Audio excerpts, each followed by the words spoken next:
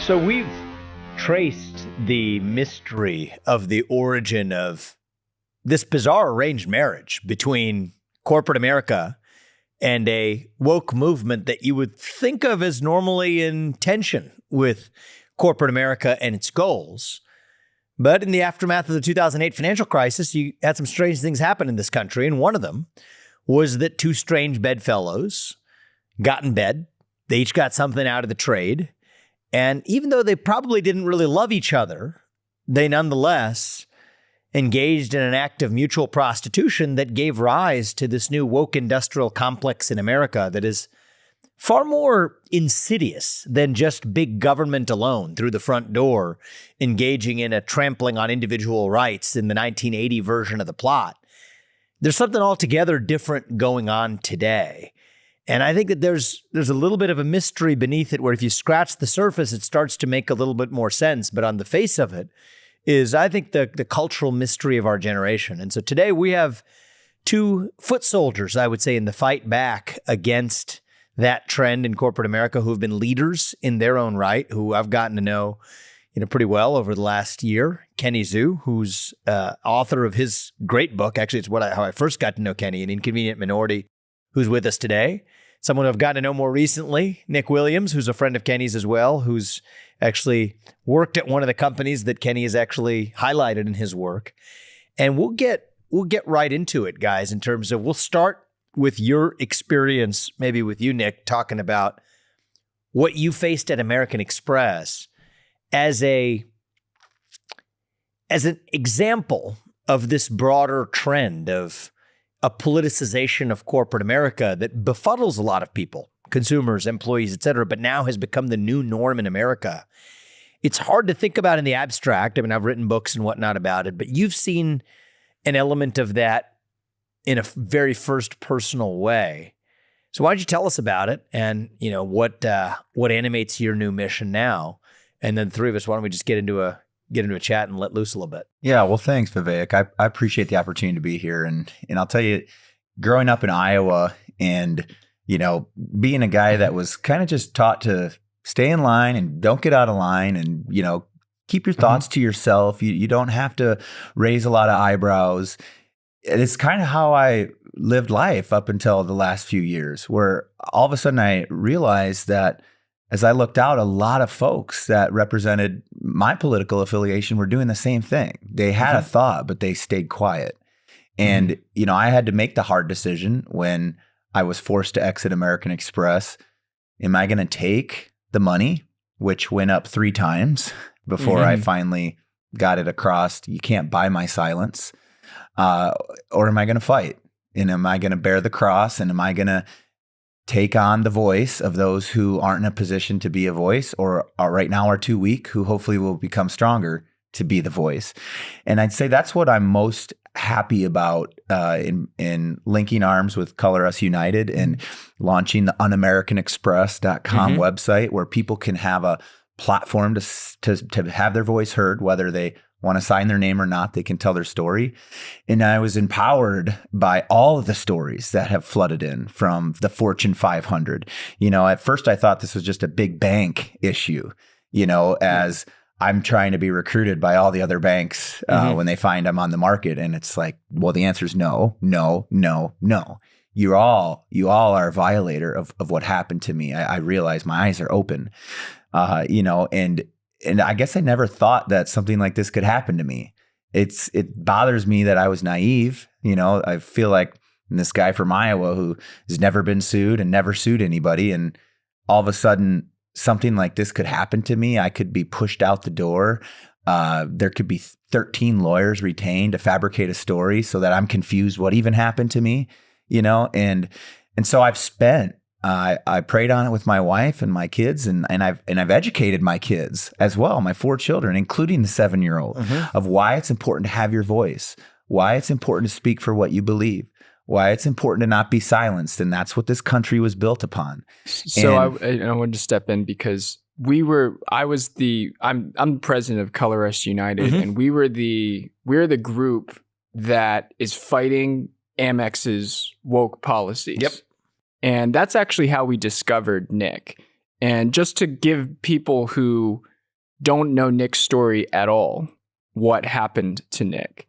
He was the number one sales performer at American Express for their global commercial services business. This was during Steve Squeri, the new CEO's tenure. After he arrived during Kenneth Chenault, when Kenneth Chenault was CEO of Amex, he was one of the world's most respected CEOs, also an African-American man. And Nick was the number one sales performer in that culture. But what happened was, he refused to extend a line of credit to a black woman who failed all of the standard credit checks. And she got very resentful and really attacked Nick's character, complained about racism. I didn't realize that's what the backdrop was. Okay. Yes, and even complained about his black male colleagues' racism against her. And so he decided to stick up for himself and his black male colleague. And as a result, Amex put him through 73 days of legal harassment and ultimately terminated him. Yeah, and it was interesting because it was during that George Floyd era. I mean, it was the call to action. In, 2020 was it? Well, the training started in 2020 that we were going through. When was this incident? March of 2021 was my last day. So investigations started. When did this happen? Oh, this was in March of 21. Yeah, I sent the email right after Christmas when my colleague saying came. that she didn't get credit, basically. Yeah, and just not only that her behavior and her actions will not be tolerated. They violate the blue box values, and you won't speak to my colleague that way, who took a phone call from her on Christmas Eve. And when I found out about that, I thought, what is my African-American colleague who I'm mentoring right now? What's he going to think of me if I just let that behavior happen? Yep. And we're in a call to action. Steve Squeri was calling card members and canceling their cards for how the recorded call went with our customer servicing agents who were African-American.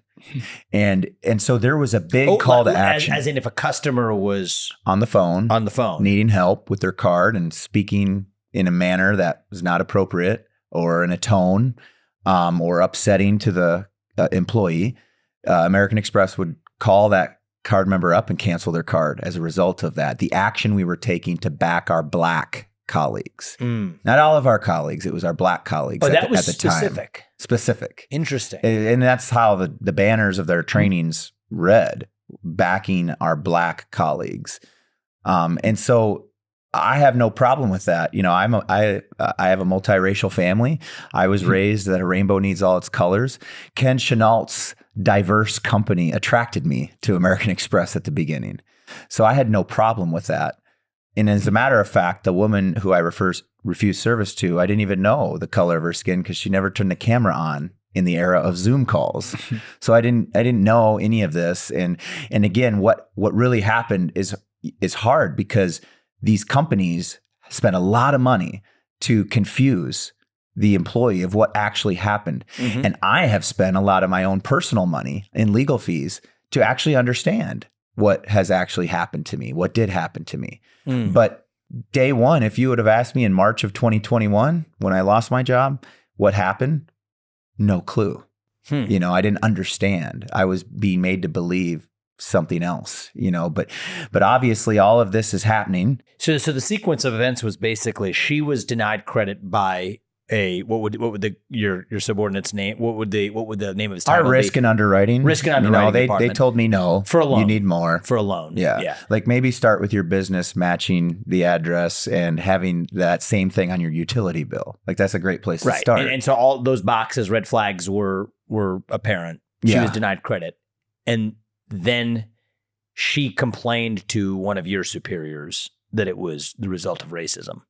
I can't confirm that. Okay. You know, I wasn't privy to all the conversations afterwards, but I do know a lawsuit was raised by her. And I did see her initial email claiming all of the damages.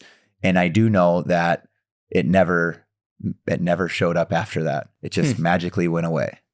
Mm-hmm. Just like I magically went away. At the same time. At the same time. Yeah. Fascinating. I mean, what do you think is driving? I mean, Kenny, you've looked at this a long time. I mean, what do you think is driving you studied American Express, and I love the term Un-American Express, by the way, because if you're going to put American in your title as a company and own that as part of your brand, you better open, as far as I see it, you open the door to criticism on the back of that brand when your behavior is, as you so aptly put it, un-American.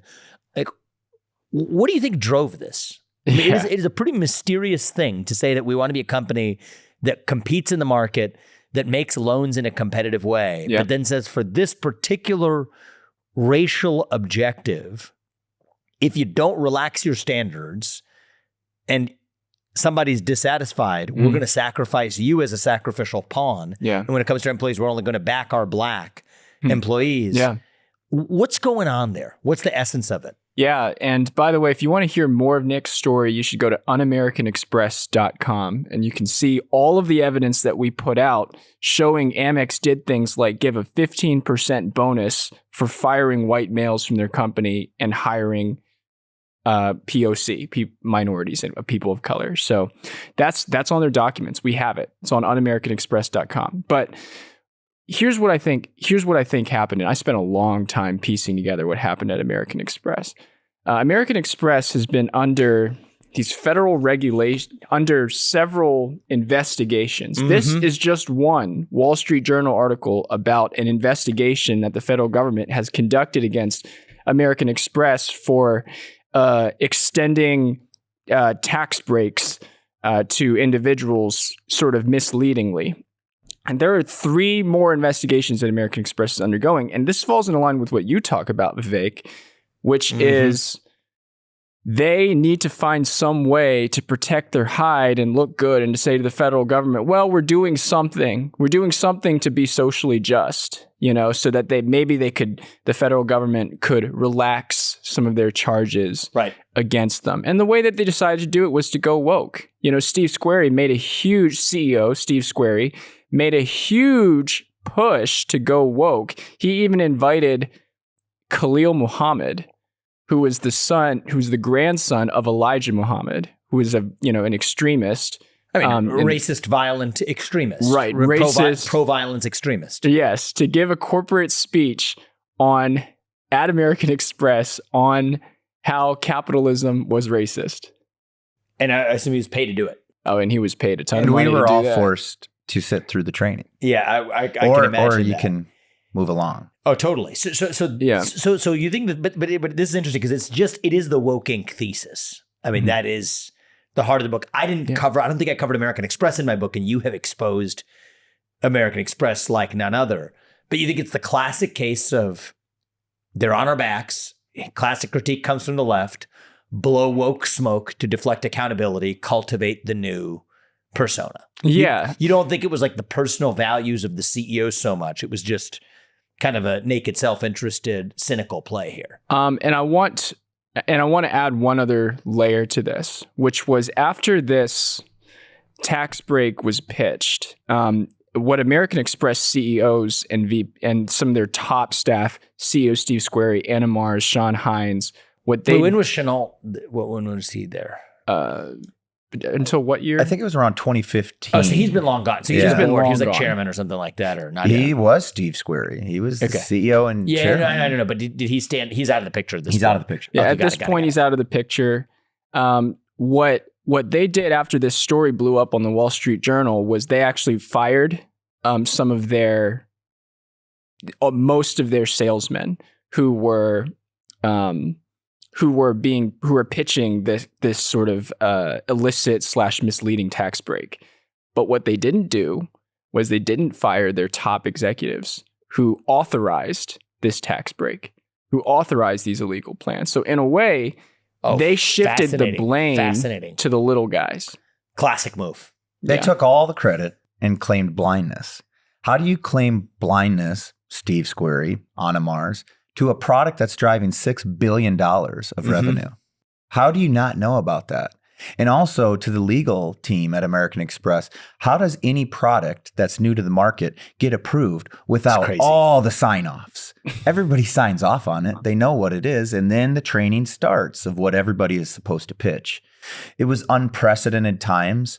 My attorneys did some research and found out that there was only one investigation going on at any given time in the history of American Express's 174 years of existence. And when that one happened for Ken Chenault at a time, one at a time, it was the biggest deal ever. Well, there was 3 at this time. Pile in the 4th with the IRS. Yep. That is unprecedented. So they needed to make a move. They need to show we're one of the good guys. We're self-flogging. We're beating ourselves, not just American Express, but what we symbolize, the essence of American capitalism. We're a credit card company with the word American in it. We're the ones that need to apologize. That's kind of what played out. Yes, but what they didn't realize or they didn't care was the real effects that their woke policies would have on their employees, on their high performers, their top performers like Nick Williams. I'll just give you one example. It used to be under Ken Chenault's regime, under Ken Chenault's stewardship, if you were a top performing salesman, you could make a really good living being a top performing salesman. You could make $800,000, $900,000 a year, do very well for yourself because you were a top performer. You were a top individual contributor. And that's what Nick has been his entire life. He was the director of development for the Boy Scouts before he came to American Express. So he knows what top performance is all about. And he just wanted to be an individual contributor, no more. You can't make more than like $250,000 a year, which, people, that's a comfortable living, but that's not why the top guys go to these companies. They want to know that they'll be rewarded for their merit.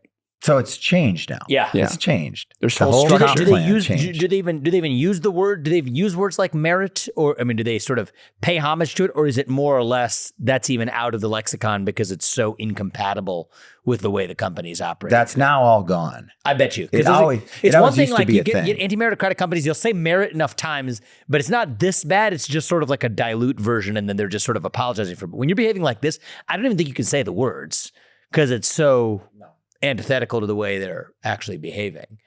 There's so many people who rely on, being a leader within the company by delivering results, not actually like managing people. I was one of them.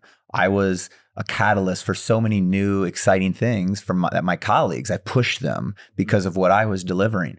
That's leadership to me. It's leadership through delivering quality and like above anybody else and putting the time in and getting paid for that. That was where the American dream really survived and lived and thrived in American Express. It was one of the most coveted B2B sales roles in the whole United States at that company.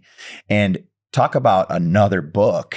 It's How to Destroy the sales culture, the B2B sales culture overnight, because that's what Amex did. And what's interesting is you guys did some research on that. They looked at the ranking report, 250 of us, and they said, let's take a look at the top 50. The Global Commercial Services Division, their most profitable division. The top 50 individual performers in their most profitable division. That's what we looked at. Go ahead. And I don't remember what the results were. How many of those were fired? 2/3 of them. And the color of their skin. Oh, they were all white. One was Hispanic.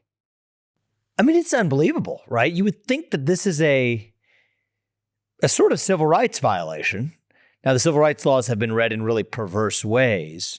My general view of whether something's racist or not is if you could turn the tables and fill in a blank of a different race and it would still be wrong, it's still by definition racist and discrimination. It's discrimination on the basis of race.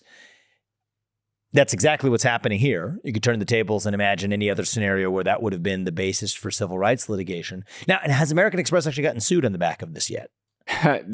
Because of our efforts to expose the information, by the way, it's all on unamericanexpress.com. Yeah, which has been heroic, by the way, on your part. So I think exposing it is half the battle. I hope somebody picks up that baton and actually does something with it. Yeah. And, we reached out to American Express leaders, asking them, do you understand what you're doing to your companies?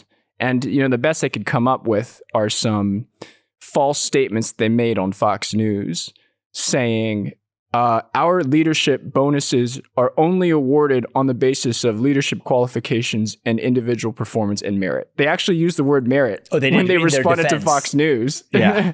So there was something at Fox allegedly misquoted. So they used that as a straw man to sort of distinguish themselves from that. That's kind of the tactic. Yeah, something like that. Yeah. Their communications tactic. And I was like, oh, really? Then why does it say in your document right here, you give a 15% bonus to your hiring managers for ensuring a diverse workforce, meaning firing white people, promoting people of color. That's what it means. So that's what happened. Interesting. I gave you a speech recently where we talked about the origins of the word merit. I'm just trying to think about, one of the things I say is we need to put the merit back into America.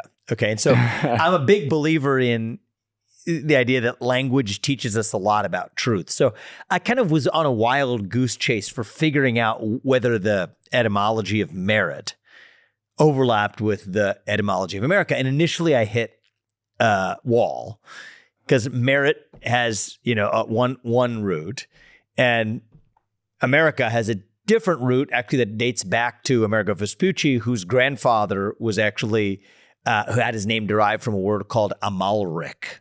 So one is Latin and the other one is in Gothic, in Old Gothic. And Rick means master, but Amal actually means work. So even though it didn't have the same historical etymology, there's something more deeply connected about it, where literally the name America is derived from a phrase that refers to the master of work. And I think there's something to be said about the relationship between merit and work, merit and effort. Merit's really about rewarding results, but results often correlate tightly to the amount of effort that one puts in.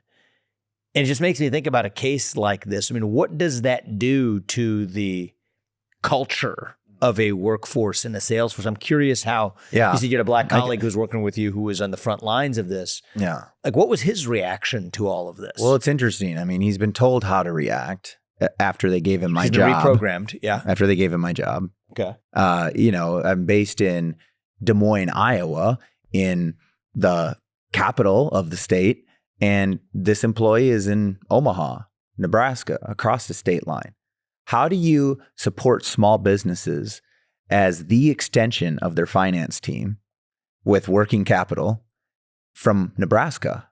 We were an in-person resource. So local small businesses in Iowa. From 100,000 to 500 million in gross annual revenues. So that's a huge... And let's remind people who aren't familiar with Iowa geography. Omaha is on the other side of the western part of the state. Yes. Des Moines is smack dab in the middle. And I'll tell you, presidential campaign, a lot of driving in Iowa. That is a long drive. It is. Right? It's not even the same vicinity. You could have a state or two separating them if you're talking with about no the Northeast. cell service. Absolutely, in between. yeah.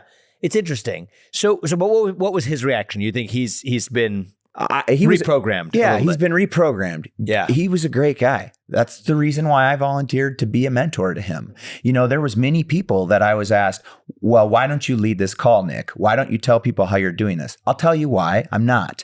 Because they go to sleep on their couch at 2:30 every afternoon, and they wake up at 4:30 to make their light green on their computer, and then they sign off. I put the work in. I'm putting in 60 to 80 hours a week to figure out these strategies. I'm not going to give it to them when they're putting in 30 hours a week. So talking about merit, that's what it's all about. So the culture was destroyed. This employee needs to provide for his family, right? He's not going to get out of line. He's going to stay in line. He's going to be told how to think. And he's black. He's black. And he was the one that you were sort of going to bat for. Yeah. 100%. Because it was his decision, in part, that the customer alleged some sort of malfeasance about. I asked him, why would you take a phone call on Christmas Eve? Yeah. But that's how hard of a worker he was. And that's why I had interest in mentoring him. Does his sort of account of this, though, like right now he's kind of cruising on his own path. The account of this is he never ever felt threatened.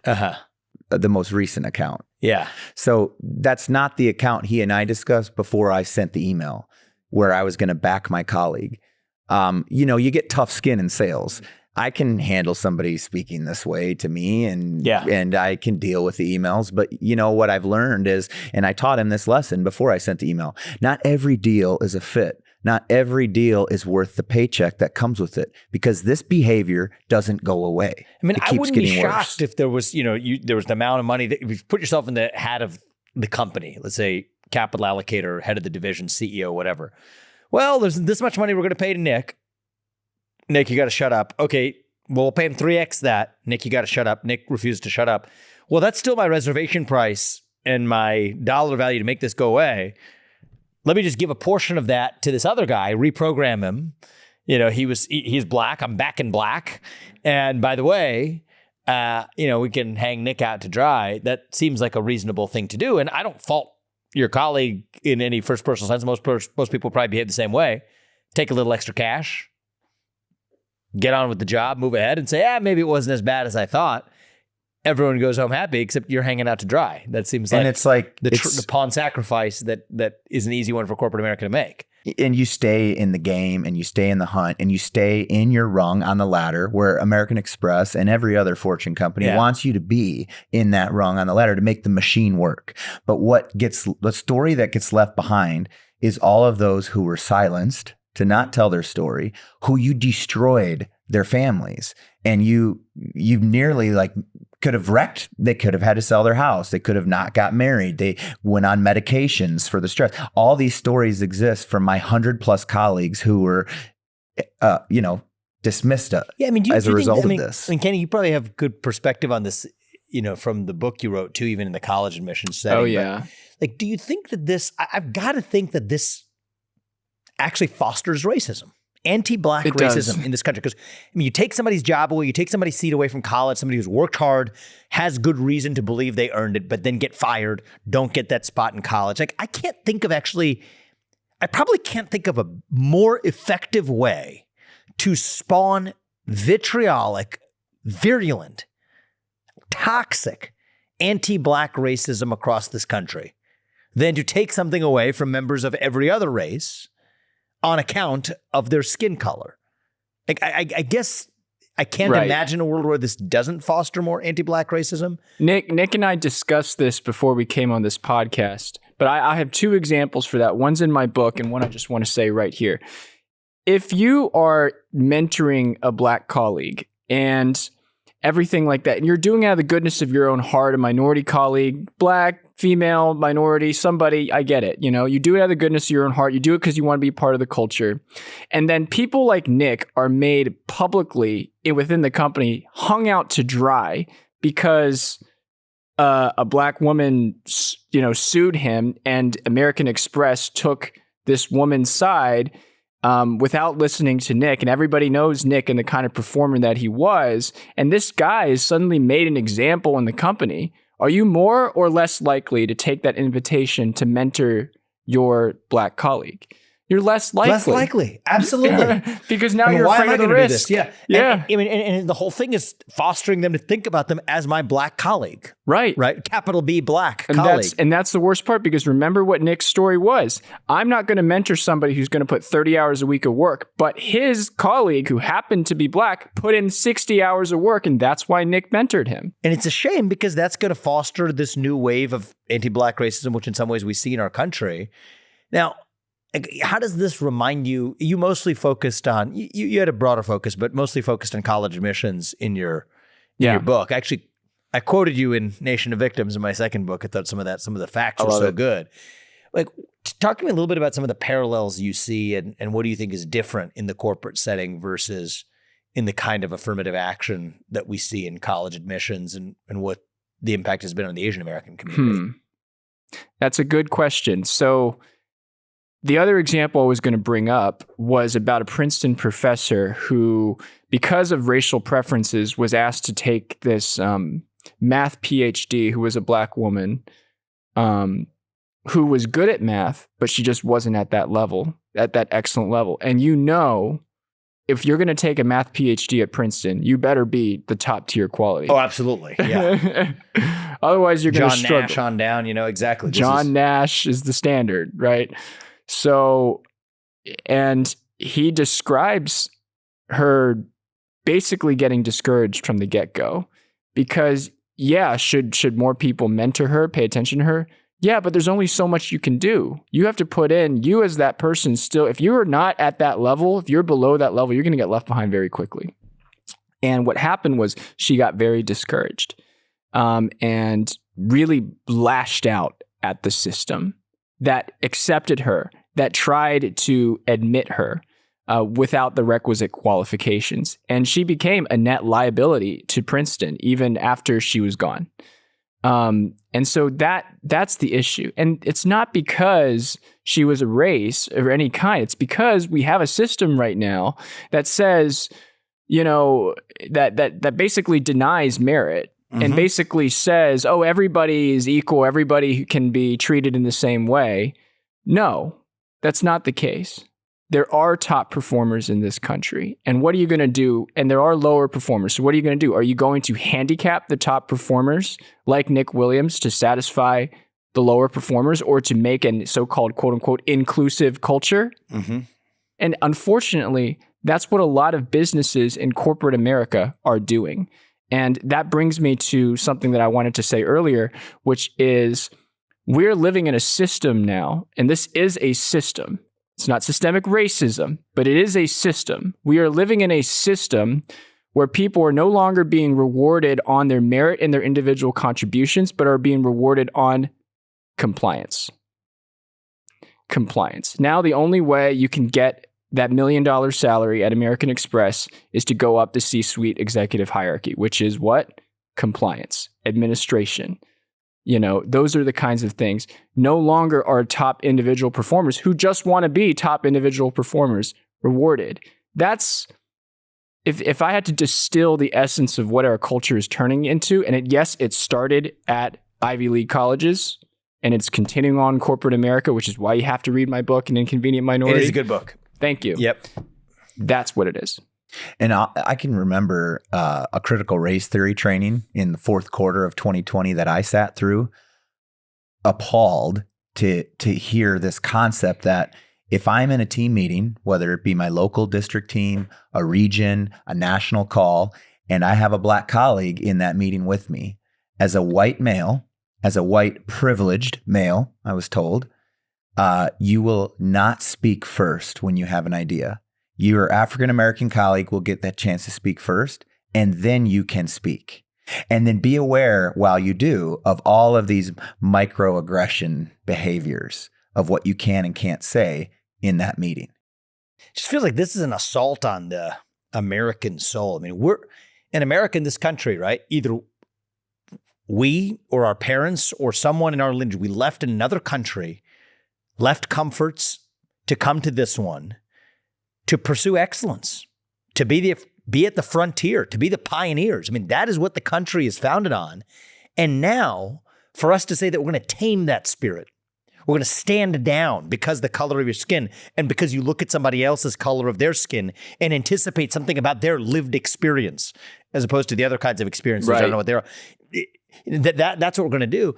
What's the essence of what we're doing? I actually had this conversation with Douglas Murray recently. He actually encapsulated it really well, where he said, look, I think what we're doing is we're not restoring justice from somebody who committed an injustice against somebody who had the injustice committed against them.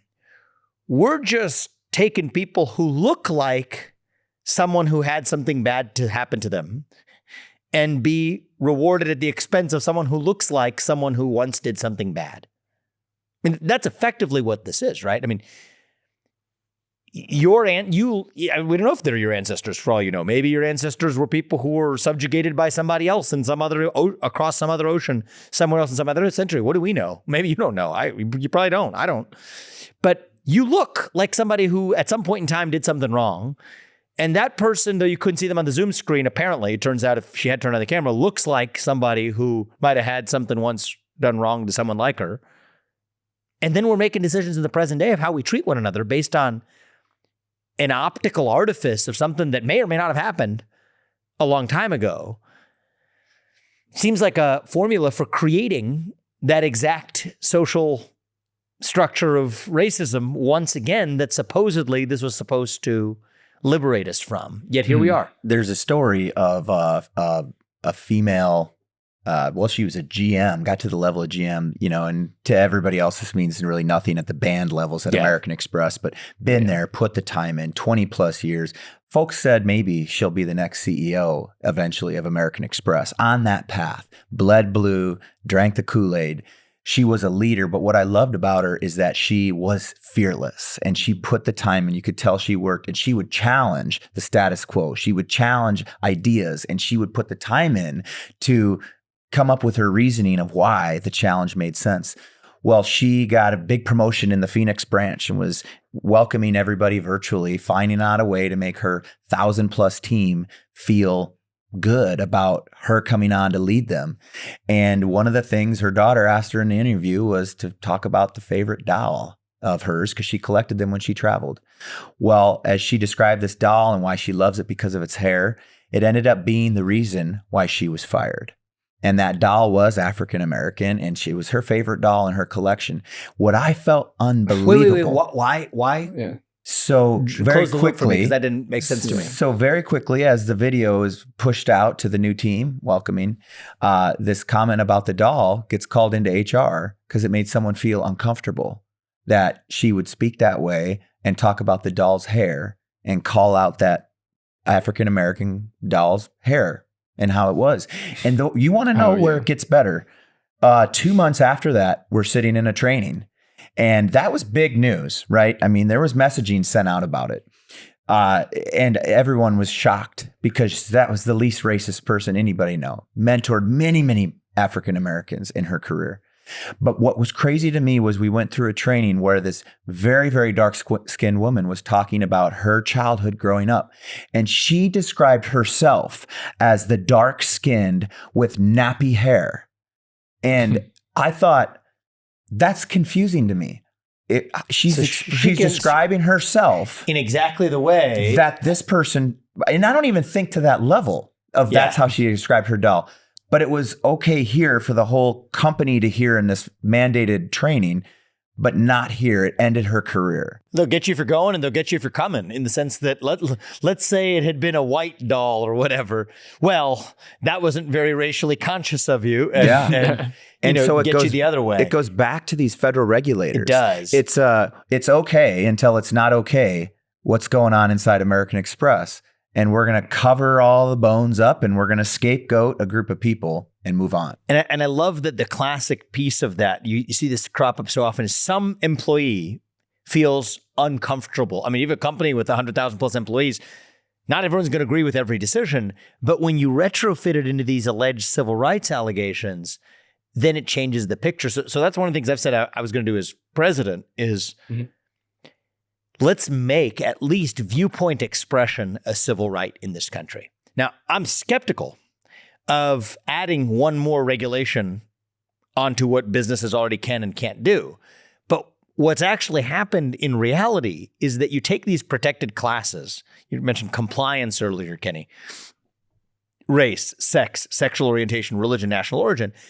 The way they've now grown to be interpreted by government bodies like the Equal Employment Opportunity Commission, the EEOC, is to say that not only does the prohibition on discrimination against race mean that you can't actually discriminate against somebody on the basis of their race, it also means that a member of that protected class cannot be subject to what's called hostile work environment. And so what is one of the ways that somebody can create a hostile work environment? It's by saying something, expressing themselves, expressing a viewpoint.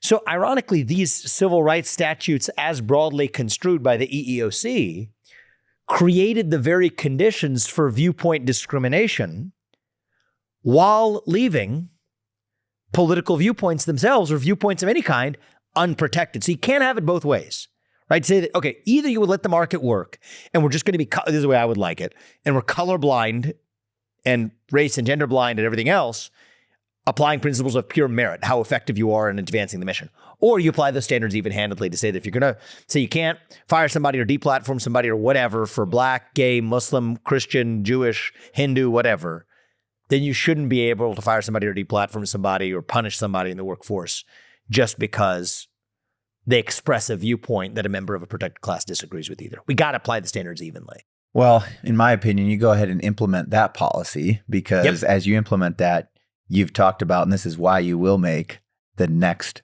greatest president of the United States. Thank you, man. Is you're going to get rid of one that you've challenged every Republican and Democratic president since Lyndon Johnson for not getting rid of affirmative action.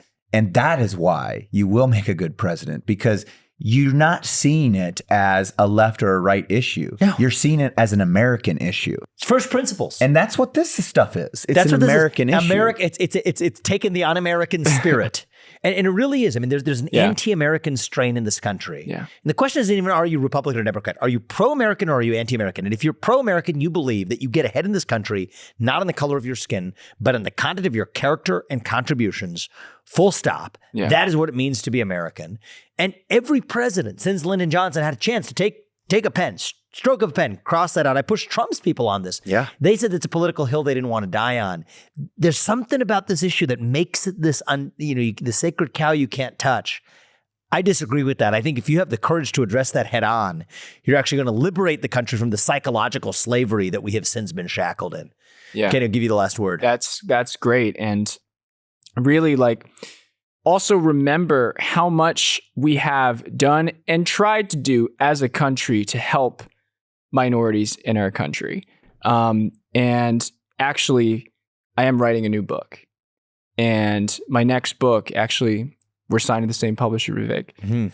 School of Woke. How critical race theory infiltrated our schools and why we need to save them. Why we need to reclaim them. We have been teaching our minority children, and especially our Black children, a horrible philosophy that society is structured against them, that society is racist, and we've beaten them into them in our public education system. That's absolutely right. There isn't, I went to public school with, I think a lot of poor Black kids. I think it might have been majority Black or close to it. There isn't a single one of those Black kids that could not have achieved everything I have in my life. I founded multi-billion-dollar companies and running for president at 37. I can tell you, not a single one of them couldn't have done it. Yeah. Had it not been for, let's actually talk about this, two parents in the household, putting an emphasis on education, cultural change in a community that doesn't value education or achievement in the same way. That's what we need to focus on. Because everybody has the capability in them. The question is the culture you create in this country. That's very uncomfortable for a lot of people to say. People are mad. I just said it just now. It doesn't matter. I think if you want to solve the problem, you got to be willing to speak those hard truths. So I respect the two of you guys. You made a personal sacrifice, Nick. And I think that the definition of courage, is having conviction, yes, but being willing to act and make a sacrifice to advance your conviction. That's courage. And I think, Kenny, in your own way, you've done it too, is willing to take a risk to advance your conviction. That is what it means to be courageous. And yes, fear spreads like a virus. Courage can be contagious too. And that's part of why I wanted to have you guys on, because I think your story speaks to what so many Americans want to do, wish to do today, but feel constrained from being able to. The best way we give them that space to start talking openly again is by doing it ourselves. And so, my only ask of you guys as citizens is keep at it. Do not relent. I don't have a feeling that you will, but do not. I'm looking forward to that next book, man. And I think that people should prepare for it by reading this one. It was a great book, very first personal, inconvenient minority. But I think that we're on the beginning of a turning point here. And if we do cross that bend, it'll be because of people like you guys. So thanks a lot, guys. Appreciate you guys joining. Thank you. Thank you. Thank you. I'm Vivek Ramaswamy, candidate for president, and I approve this message. Paid for by Vivek 2024.